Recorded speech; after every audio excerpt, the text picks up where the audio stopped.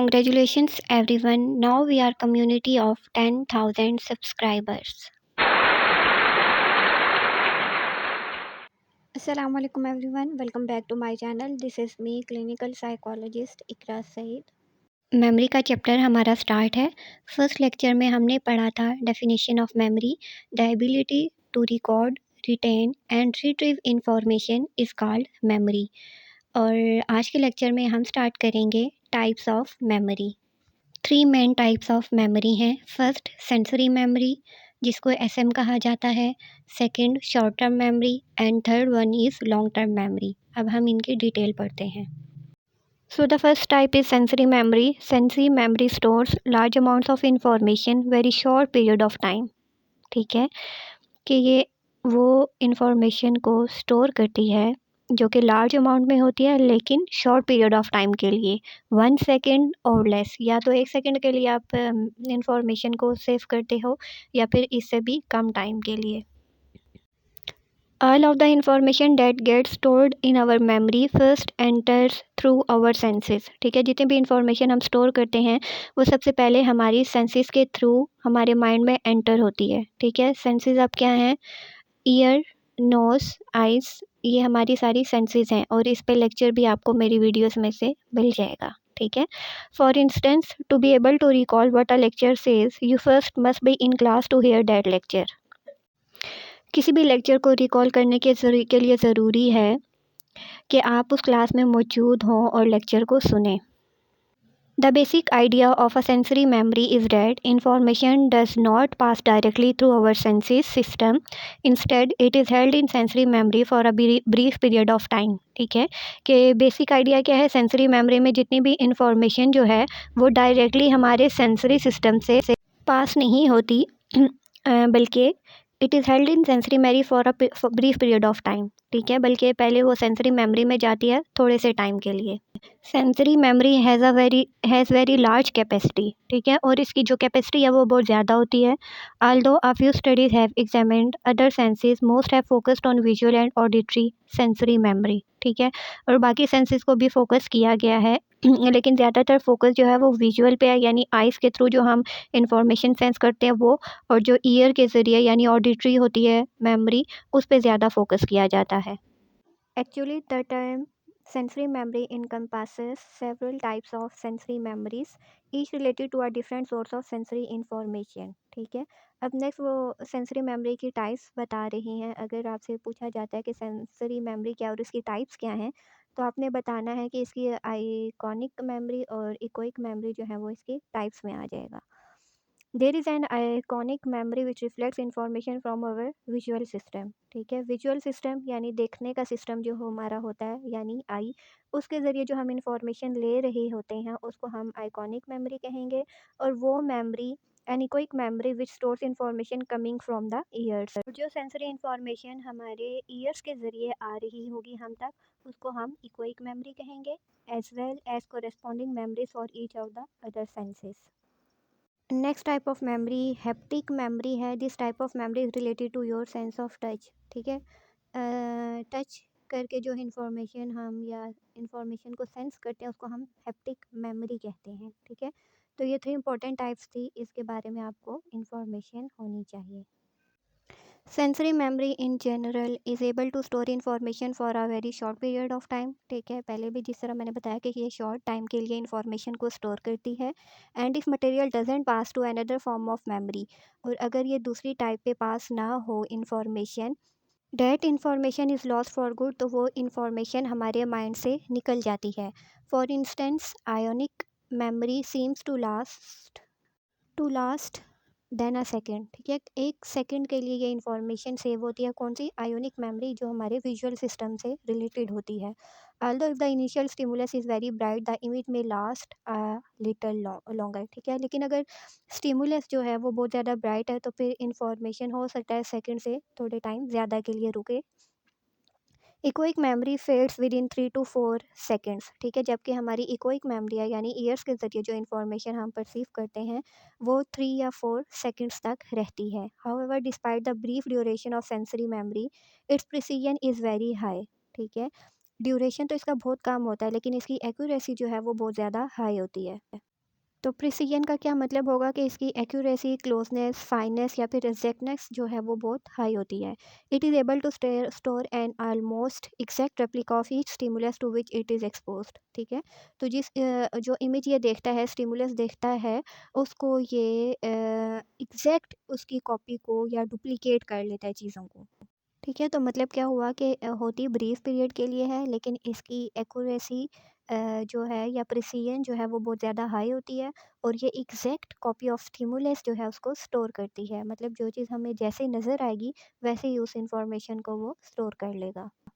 Next is short term memory as a information stored briefly in our sensory memories. ठीक है, information जो है वो ब्रीफली या शॉर्ट पीरियड ऑफ टाइम के लिए हमारी सेंसरी मेमोरी में होती है, consist of raw sensory stimuli, और उसमें जो स्टिमुलाई होता है वो भी एक रॉ सा होता है, रफ सा होता है, पॉलिश्ड नहीं होता। It is not necessarily meaningful to us, और ना ही, और ज़रूरी नहीं है कि वो हमारे लिए मीनिंगफुल हो। In order to make it sensible and long term retention, ठीक है, उसको सेंसिबल बनाने के लिए, मीनिंगफुल बनाने के लिए और लॉन्ग टर्म रिटेंशन के लिए। अब रिटेंशन का मतलब आपको पता होगा कि रिकॉल करना या ज़्यादा टाइम तक किसी भी इंफॉर्मेशन को रखने के लिए the information must be transfer to the next stage of memory. तो इन ज़रूरी है कि इंफॉर्मेशन जो है वो नेक्स्ट स्टेज ऑफ मेमोरी पे ट्रांसफ़र हो जाए। ठीक है, तो फिर उसको याद रखने के लिए हम शॉर्ट टर्म मेमोरी की टाइप पे मूव ऑन करते हैं। ठीक है, पहले सेंसरी मेमोरी थी, यानी इन्फॉर्मेशन को हमने सेंस किया, और उसके बाद अब हम उस इन्फॉर्मेशन को ज़्यादा टाइम के लिए रखना चाहते हैं, तो उस जब ड्यूरेशन लॉन्ग हो जाएगा तो फिर वो हमारा शॉर्ट टर्म मेमोरी में चला जाएगा। Short term memory sometimes refer to as working memory. ठीक है, और कभी कभार इसको वर्किंग मेमोरी भी कहा जाता है। It is the memory in which material initially has meaning. ठीक है, स्टार्ट में जो है जो भी मटेरियल हम परसीव करते हैं, मेमोरी सेव करते हैं, उसका एक मीनिंग होता है। Aldous the maximum length of retention is relatively short, लेकिन जो उसको रिकॉल करने की जो लेंथ है ना वो शॉर्ट होती है।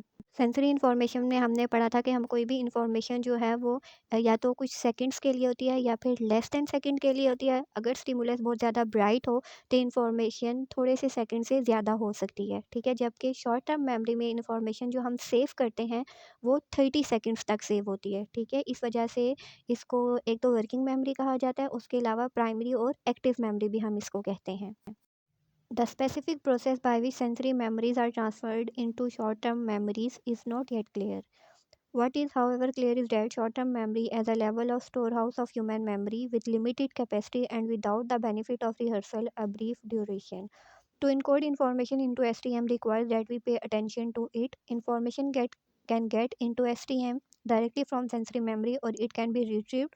The capacity of STM is limited by our attention span. There are several limits on amount of information to which we can attend in a short period. ठीक है, अब अकॉर्डिंग टू दिस के sensory memory जो transfer होती है short term memory में इतना clear नहीं है, लेकिन जो मेमोरी हम स्टोर करते हैं वो डायरेक्टली सेंसरी मेमोरी से भी हम उसको सेव कर सकते हैं, और शॉर्ट टर्म मेमोरी को इनकोड करने के लिए हमें उसको ज़्यादा अटेंशन की ज़रूरत होती है। ठीक है, फॉर एग्जांपल कोई भी इंफॉर्मेशन अगर हम उसको ज़्यादा टाइम तक के लिए याद रखना चाहते हैं तो ज़रूरी होता है कि हम उसको रिपीट करें या फिर उसके लिए रिहर्सल करें। और इट कैन बी रिट्रीव, यानी रिट्रीव करके, रिकॉल करके, रिकॉग्नाइज करके उस इंफॉर्मेशन को हम याद कर सकते हैं। The capacity of stream is limited by our attention span. There are several limits on the amount of information to which we can attend in a short period. ठीक है, अभी हमने क्या पढ़ा था, to encode information into STM requires that we pay attention to it. ठीक है, कि हम उसको अटेंशन प्रोवाइड करें। अब इनकोडिंग हम पढ़ते हैं कि इनकोडिंग है क्या एसटीएम में। ठीक है, encoding involve placing information into the memory system. Encoding का मतलब क्या है कि इंफॉर्मेशन को मेमोरी सिस्टम में प्लेस करना, स्टोर करना। Do we encode into memory everything we see? क्या हर वो चीज़ जो हम देखते हैं उसको हम इनकोड कर लेते हैं, सेव कर लेते हैं, स्टोर कर लेते हैं?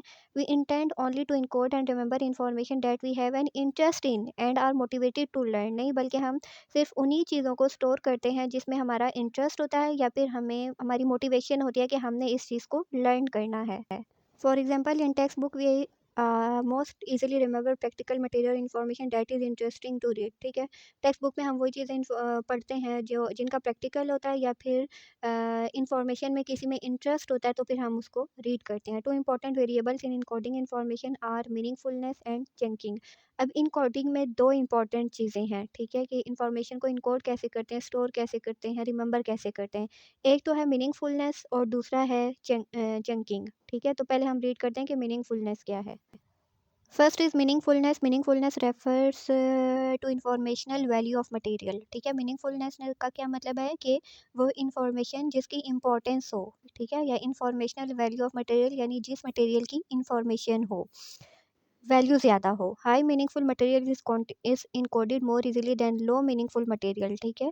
वो मटेरियल जिसका कोई मीनिंग होता है ना, हाई मीनिंग होता है, उसको हम ईज़िली याद कर लेते हैं, उसकी निस्बत जिसका कोई मतलब नहीं होता, मीनिंग नहीं होता। Read the following letter and then without looking try to recall them in order, ठीक है? अब एग्ज़ाम्पल बता रहा है कि इन लेटर्स पे आपने फ़ोकस करना है और फिर इनको देखे बगैर आपने इसको रिकॉल करना है, ठीक है? For example THEDOGS, AWTHECA and then T.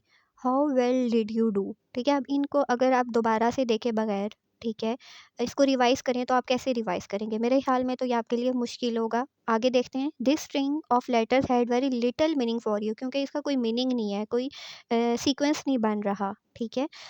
अच्छा, however we can increase the meaningfulness of these letters dramatically by rearranging the grouping, ठीक है? अब इन्हीं लेटर्स को हम किसी तरह ग्रुप में अरेंज करके हम इसकी जो मीनिंगफुलनेस है उसको इंक्रीज़ कर सकते हैं ताकि हमें ये ईज़िली याद हो जाए। अब इन लेटर्स को हम थोड़ा सीक्वेंस में करते हैं। Here are the same letters again. The dog, saw, the cat, ठीक है? तो अब आप इसको इस पे देखे बगैर इजीली आप इसको याद कर लोगे। This time you should have no trouble remembering the letters, ठीक है? अब आपको मुश्किल नहीं होगा क्योंकि सिंपल क्या है, the dog saw the cat because they are arranged in meaningful units, ठीक है? क्योंकि अब इनको हमने एक मीनिंग दे दिया इन वर्ड्स या लेटर्स को। Whenever possible we should try to remember information in a meaningful way, ठीक है? और जब भी पॉसिबल हो तो हम इन्फॉर्मेशन को मीनिंगफुल वे में याद करते हैं या फिर हमें मीनिंगफुल में उसको याद करना चाहिए। तो सिंपल क्या मीनिंग हुआ, जब हम इन्फॉर्मेशन को कोई मीनिंग दे देते हैं ना, तो फिर हम उसको ईज़िली याद कर लेते हैं, बजाय इसके कि इन्फॉर्मेशन हमारे पास रॉ मटेरियल में हो या रैंडम हो। Second is chunking. पहले तो ये था ना कि हमने इन्फॉर्मेशन को एक मीनिंग देना था। अब हम क्या करें कि किसी भी इन्फॉर्मेशन को चंक्स में डिवाइड करके इन्फॉर्मेशन को याद करते हैं, ठीक है? पढ़ते हैं। Another reason you did better some time sorry second time is a phenomena called chunking. Chunking means that information is represented in meaningful units. Information को हम क्या करते हैं, मीनिंगफुल यूनिट्स में प्रेजेंट करते हैं। The above example represents the 5 chunks, ठीक है? अब जो ऊपर हमने एग्जांपल देखी थी, the dog saw the cat, उसको अब हमने 5 चंक्स में बना लिया। पहले हमारे पास सिंपल लेटर्स थे, लेटर्स को हमने एक मीनिंग दिया और उसी को ही हमारे पास एक और एग्जांपल बन गई कि हमने इसको चंक्स में डिवाइड कर दिया। For example the dog saw the cat, ठीक है? तो ये हमारे पास 5 चंक्स में या मीनिंगफुल चंक्स में हमने इन्फॉर्मेशन को डिवाइड कर लिया है। और फिर जब हमने इसको चंक्स में डिवाइड कर लिया तो हम अब इजीली इनको याद कर सकते हैं। फर्स्ट पे हमने क्या पढ़ा था, इनकोडिंग इन एसटीएम। इनकोडिंग में फिर हमने पढ़ा था कि मीनिंगफुलनेस और चंकिंग के ज़रिए हम इन्फॉर्मेशन को इजीली याद कर लेते हैं। अब सेकंड है capacity of STM. The storage capacity of STM is severely limited होती है। As researches show most people can remember 7 items of information for a short time, ठीक है? 7 आइटम्स जो होते हैं ना, आइटम्स की इन्फॉर्मेशन जो है वो याद कर सकते हैं ज़्यादातर लोग, ठीक है, शॉर्ट टाइम के लिए। This is why we can easily remember our telephone number of 7 digit for the short time.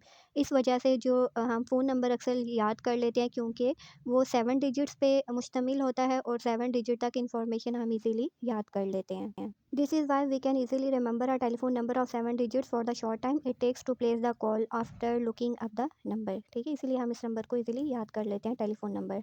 The digit span memory test is often use to test short term memory, ठीक है? Digit span memory test use किया जाता है जिसमें हमारी short term memory को check किया जाता है। Following is the list of numbers, read it once slowly and then write down as many of the numbers as you can remember, ठीक है? पहले आपने लिस्ट को एक बार पढ़ना है, ठीक है? जब आप इसको पढ़ लेंगे तो फिर आपने पढ़ने के बाद आप जितने भी नंबर्स लिख सकते हैं आपने लिखने हैं, ठीक है? 1879 193 1492। Most people remember about 5 to 9 numbers, ठीक है? तो ज़्यादातर लोग जो है या 5 से 9 तक नंबर्स याद कर सकते हैं और मेजॉरिटी लोग जो हैं वो 7 नंबर्स याद कर सकते हैं। अब यहाँ पे साइकोलॉजिस्ट की वर्किंग क्या होगी, जब वो क्लिनिक में जॉब कर रहा होगा तो वो किसी भी पेशेंट की शॉर्ट टर्म मेमोरी चेक करने के लिए वो डिजिट स्पैन मेमोरी टेस्ट करेगा, जिसमें इस तरह से वो डिजिट बताएगा और फिर पेशेंट से रिहर्सल करवाएगा और देखेगा कि पेशेंट की शॉर्ट टर्म मेमोरी कैसी है और उसने कितने नंबर याद किए हैं। ठीक है, अगर तो वो 7 नंबर या 5 to 9 नंबर याद कर लेता है तो इट्स मीन उसकी शॉर्ट टर्म मेमोरी सही है। ठीक है, लेकिन जो पेशेंट होगा शॉर्ट टर्म मेमोरी का अगर उसका इशू होगा तो वो इतने नंबर याद नहीं कर सकेगा। फर्स्ट पे हमने इनकोडिंग पढ़ा, सेकंड में हमने कैपेसिटी ऑफ एसटीएम पढ़ा, थर्ड में हम पढ़ते हैं रिहर्सल क्या होता है। There is a way to keep information in short term memory store for a much longer time. ठीक है, ज़्यादा पीरियड ऑफ टाइम के लिए इन्फॉर्मेशन को याद करने के लिए रिहर्सल के ज़रिए इन्फॉर्मेशन को याद रखा जाता है। The Atkinson Shiffrin model of memory includes a rehearsal buffer in the short term memory store. Rehearsal में take two forms. First is maintenance and second one is elaborative. ठीक है, मेंटेनेंस क्या है? Maintenance rehearsal is simply repeating the material over and over again without thinking about it. ठीक है, उस सोचे समझे बगैर बस आप मटेरियल को बार बार रिपीट कर रहे हैं, रिवाइज कर रहे हैं, रिहर्सल कर रहे हैं। We would use it if we wanted a phone number long enough to make a call. ठीक है, और ये हम तभी करेंगे, किसी का फ़ोन नंबर तभी हम रिहर्सल करेंगे जब हमने उसको कॉल करनी होगी। On the other hand, if the information in short-term memory is rehearsed using a process called elaborative rehearsal, it is much more likely to be transferred into long-term memory. Elaborative rehearsal में क्या होगा कि information जो है ना वो हमारी इतनी हम उसको रिहर्सल करेंगे कि वो लॉन्ग टर्म मेमोरी में चली जाएगी। ठीक है? एक तो मेंटेनेंस था, उस पे रिपीट किया हमने सोचे समझे बगैर क्योंकि हमने कॉल करनी थी। लेकिन अब इसी इन्फॉर्मेशन को हमने अगर लॉन्ग टर्म मेमोरी में भेजना है या हम एलाबोरेटिव रिहर्सल यूज़ करेंगे, एलाबोरेट करना मीन उसको डिटेल में लेकर जाएँगे, बार-बार रिवाइज़ करते ही रहेंगे, करते ही चले जाएँगे तो वो हमारी लॉन्ग टर्म मेमोरी का पार्ट बन जाएगा। Elaborative rehearsal occurs when the material is considered and organized in some fashion। ठीक है, पहले हमने क्या कहा था कि हम उस मटेरियल के को सोचे बगैर हम बस रिहर्सल करते हैं क्योंकि हमने फ़ोन कॉल करना होता है। ठीक है, लेकिन जब हम एलाबोरेटिव रिहर्सल करेंगे तो चीज़ों को हम ऑर्गेनाइज्ड करेंगे।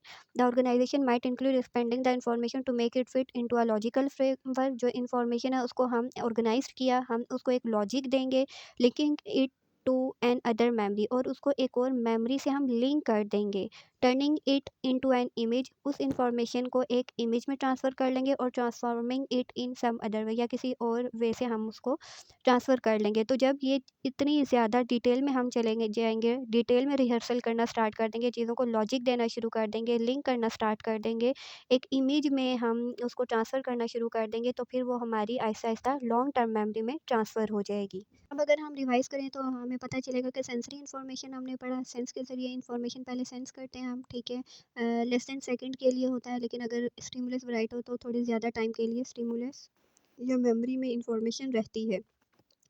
उसके बाद शॉर्ट टर्म मेमोरी आ गया कि चीज़ें जो हैं इसमें हम 30 सेकंड्स तक याद रख सकते हैं। ठीक है, लेकिन फिर जब हम किसी चीज़ को लॉजिक देना शुरू कर देते हैं, एक मीनिंग देना शुरू कर देते हैं, उसको दूसरी मेमोरी से लिंक करना शुरू कर देते हैं, तो फिर हमारी इन्फॉर्मेशन शॉर्ट टर्म मेमोरी से लॉन्ग टर्म मेमोरी में चली जाती है। ठीक है, तो अब हम पढ़ते हैं कि लॉन्ग टर्म मेमोरी क्या होती है। Long term memory, the way information enters long term memory, is not completely understood. The process depends partially on the amount of time we rehearsed things। ठीक है, डिपेंड करता है कि हमने कितने टाइम के लिए चीज़ों को रिहर्सल किया। The longer the rehearsal the more likely is long term storage. जितना ज़्यादा टाइम के लिए रिहर्सल करेंगे उतना टाइम तक वो हमारे लॉन्ग टर्म स्टोरेज में चला जाएगा। But even more important is the type of rehearsal. लेकिन अब क्या इंपॉर्टेंट है कि हम किस टाइप का रिहर्स कर रहे हैं चीज़ों को।